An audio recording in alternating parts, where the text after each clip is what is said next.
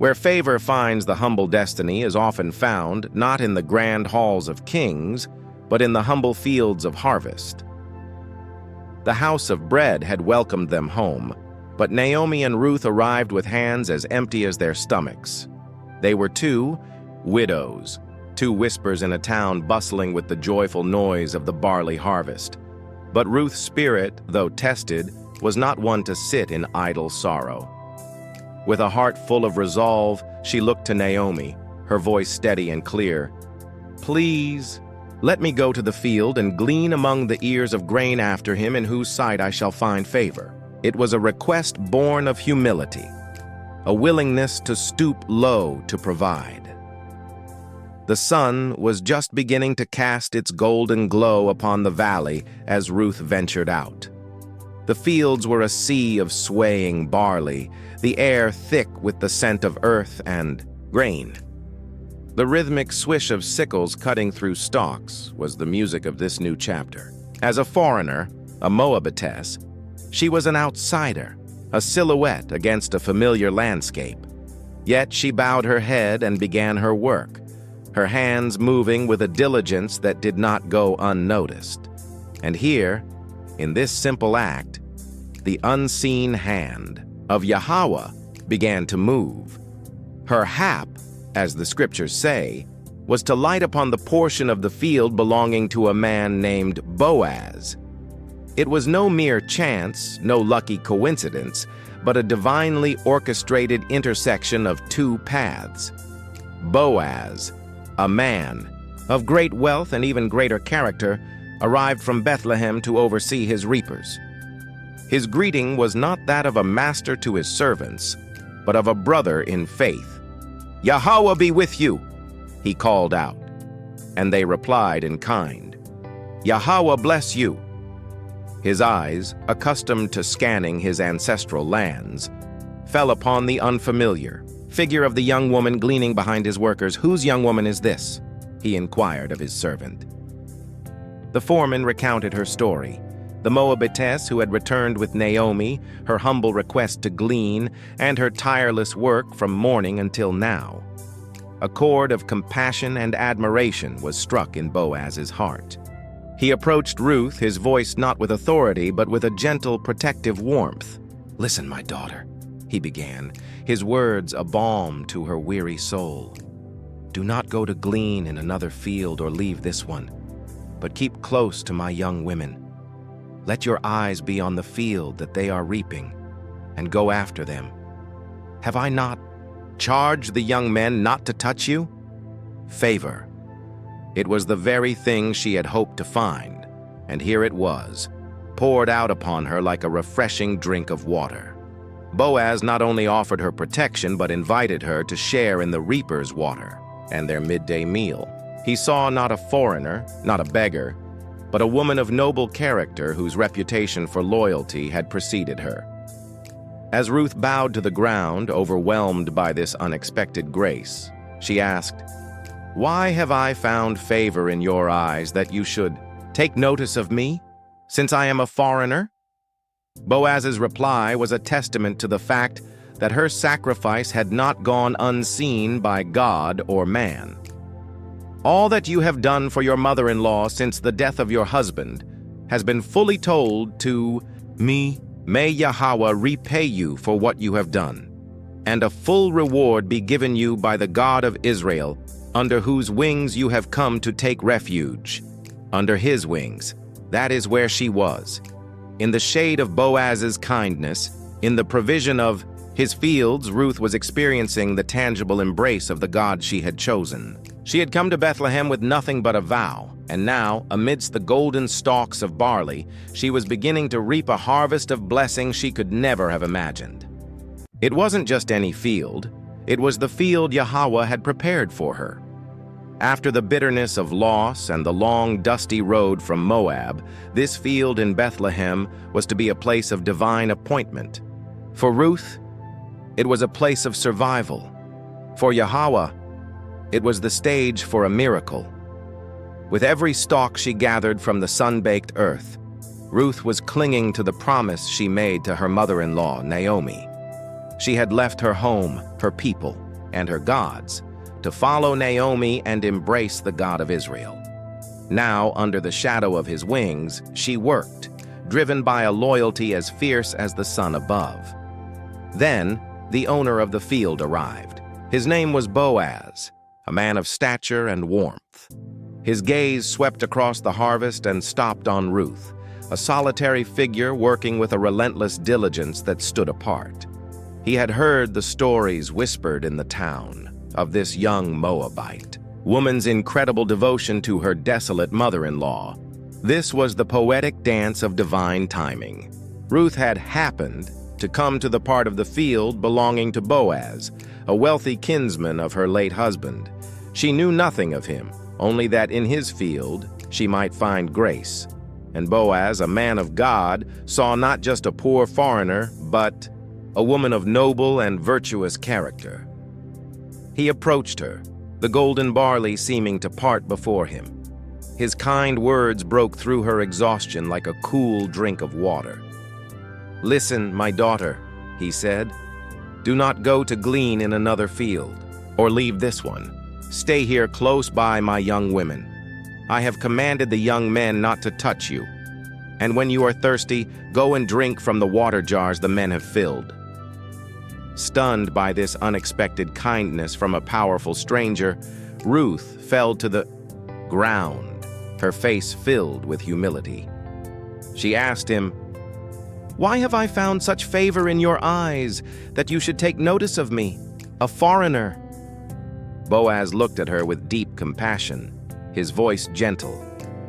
"It has been fully told to me," he replied, "all that you have done for your mother-in-law since the death of your husband, and how you have left your father and your mother and the land of your birth, and have come to a people that you did not know before. The Lord repay you for what you have done, and a full reward be given you by the Lord, the God of Israel, under whose wings you have come to take refuge." His words were a balm to her weary soul.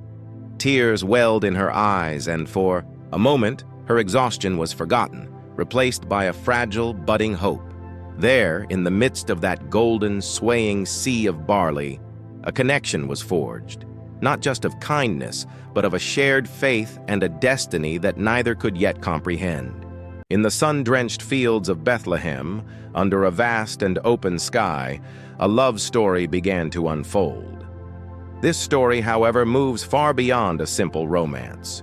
For this wasn't love at first sight. It was love in the eyes of Yahawah.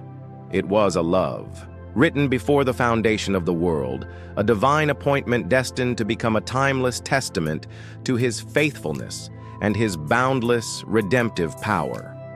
Imagine the scene. The air is thick with the scent of harvest, the earthy aroma of barley and dust. Here, a young Moabite widow named Ruth toils alone.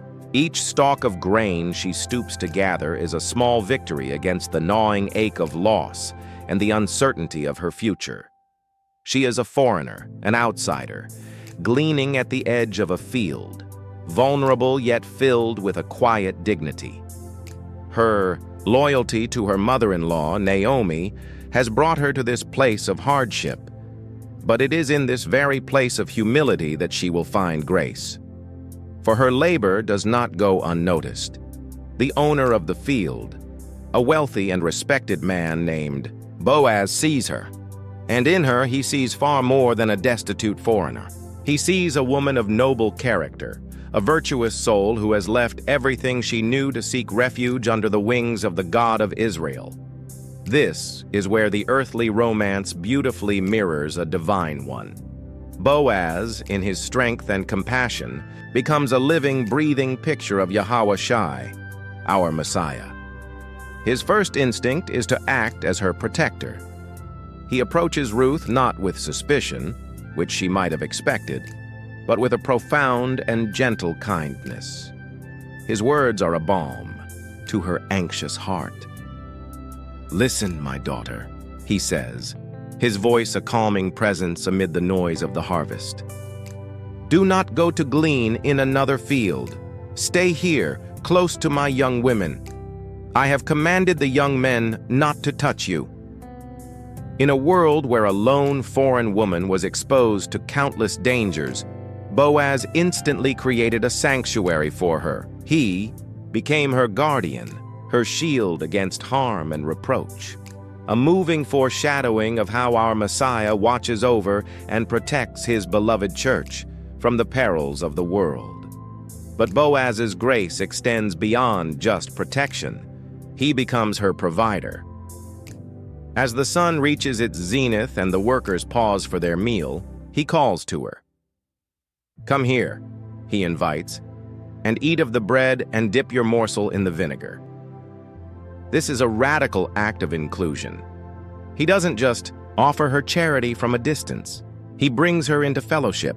He welcomes her to his table, into his community of care. As she sits among the reapers, he personally serves her parched grain until she is satisfied and even has some left over. This is a picture of scandalous generosity, of a provision that is not just sufficient, but abundant. It's a glimpse into the heart of a Redeemer who provides for us not based on our merit, but out of his overflowing grace. Boaz's kindness deepens further in a secret act of compassion. He quietly instructs his reapers, "Let her glean even among the sheaves, and do not reproach her. And also pull out some from the bundles for her and leave it for her to glean." This was a hidden provision, a deliberate act to lighten her burden and ensure her labor was met with impossible reward.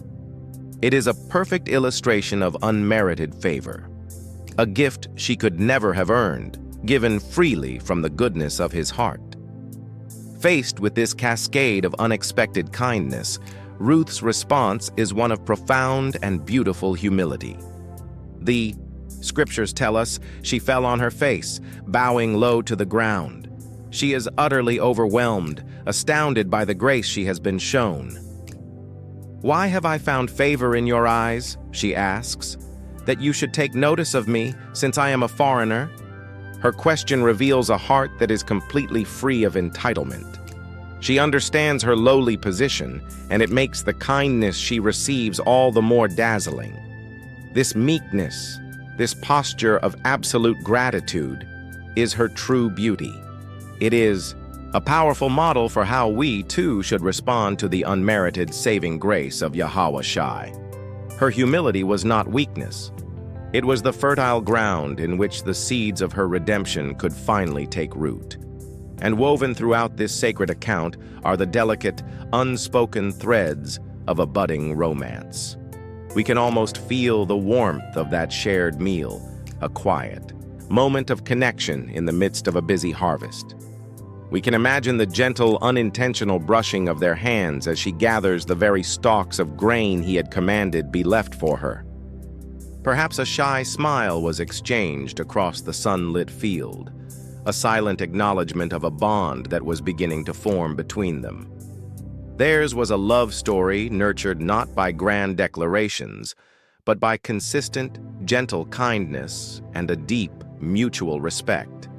It was a love orchestrated by a divine hand, proving that the greatest love stories are often whispered in quiet acts of service, protection, and provision. We hope this reflection on the kindness of Boaz has been an encouragement to your spirit. The harvest was complete. The air, once thick with the dust of labor, now settled into a quiet satisfaction. For Ruth, the days of gleaning had brought not only sustenance, but the unexpected warmth of favor from Boaz, the master of the field.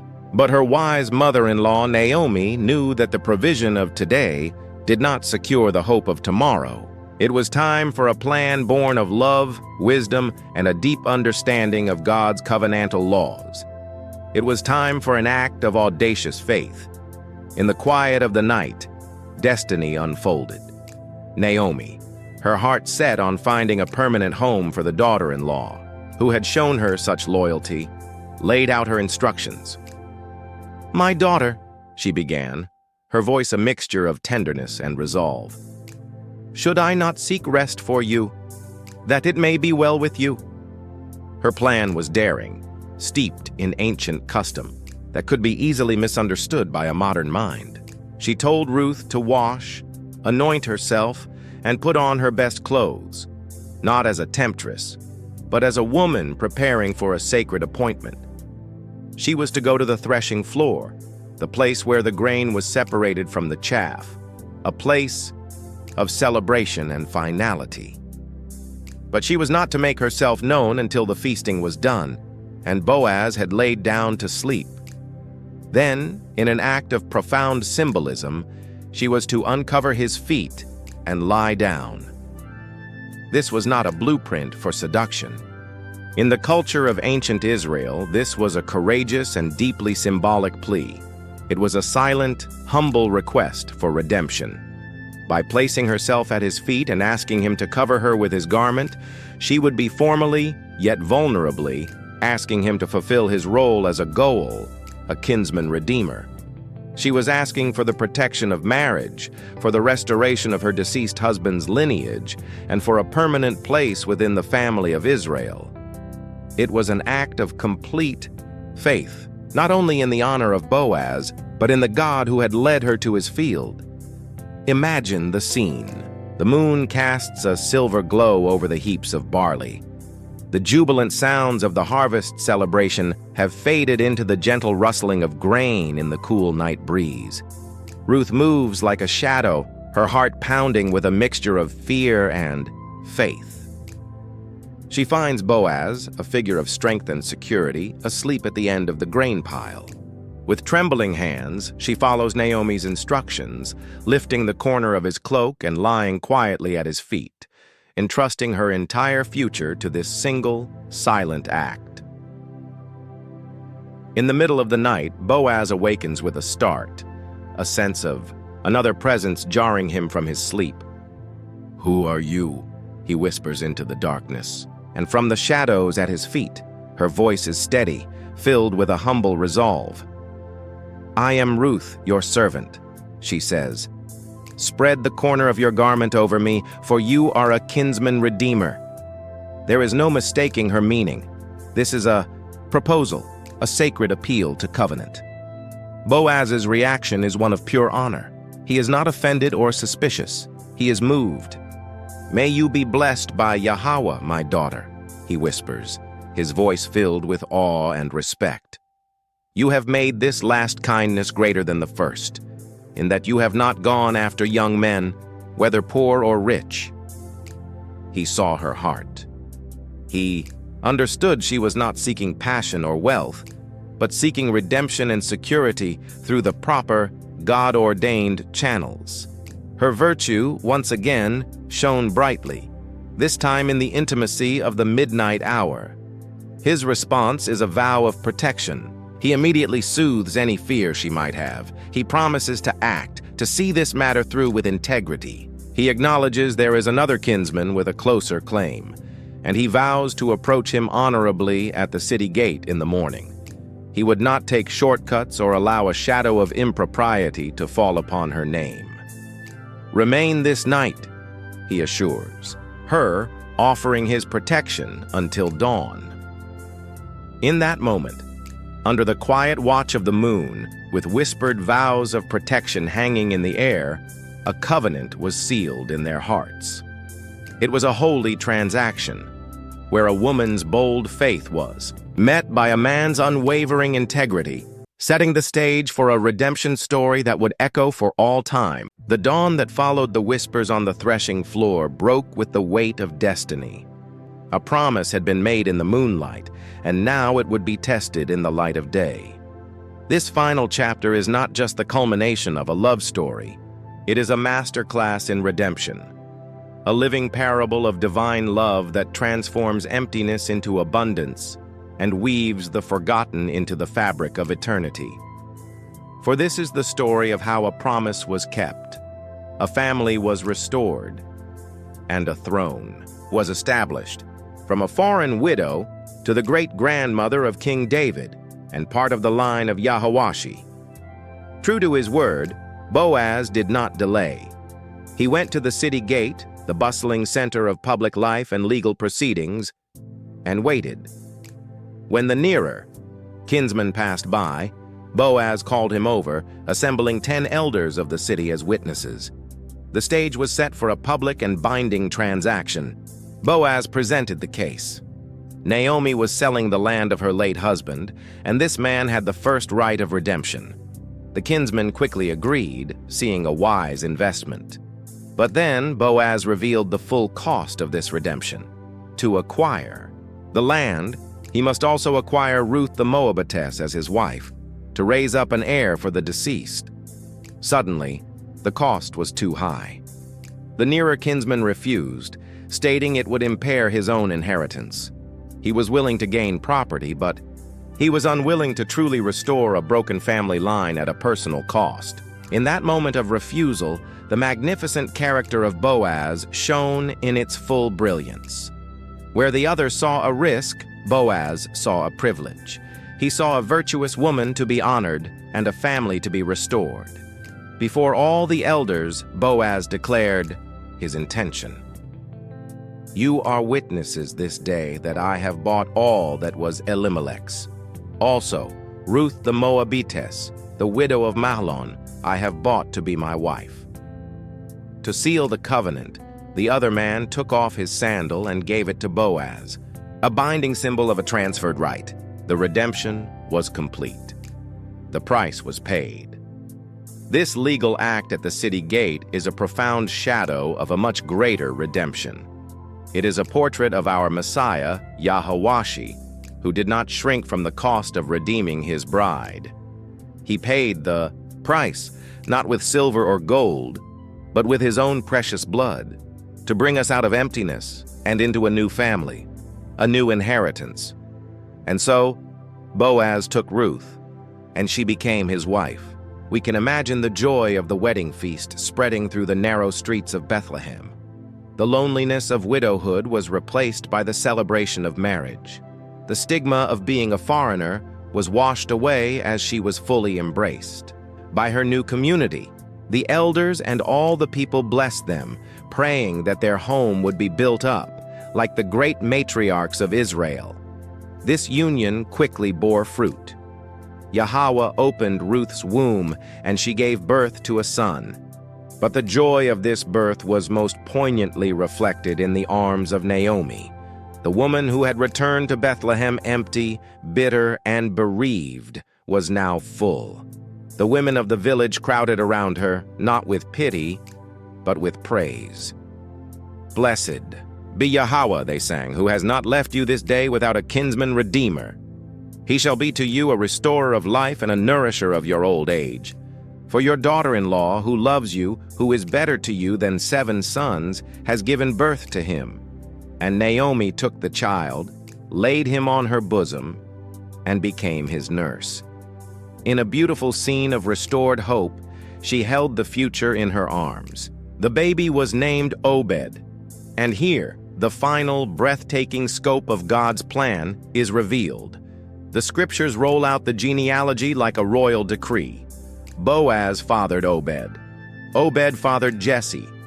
And Jesse fathered David, the son born to the Moabite. Widow and the honorable farmer of Bethlehem was the grandfather of Israel's greatest king. This is the stunning climax of the story. A journey that began in famine and death ends with the birth of a king's line. A tale of 2 destitute widows becomes the foundation for the throne of Israel. It is a powerful testament that God's redemptive plan works through the most unlikely people in the most unexpected ways to achieve his glorious purposes. The love story of Ruth and Boaz becomes more than just a romance. It becomes a vital link in the sacred chain leading directly to the birth of the ultimate kinsman redeemer, Yahawashi the Messiah, the Lion of the tribe of Judah, the King who reigns forever. If you enjoy this story, please like, subscribe, share, and comment. See you soon.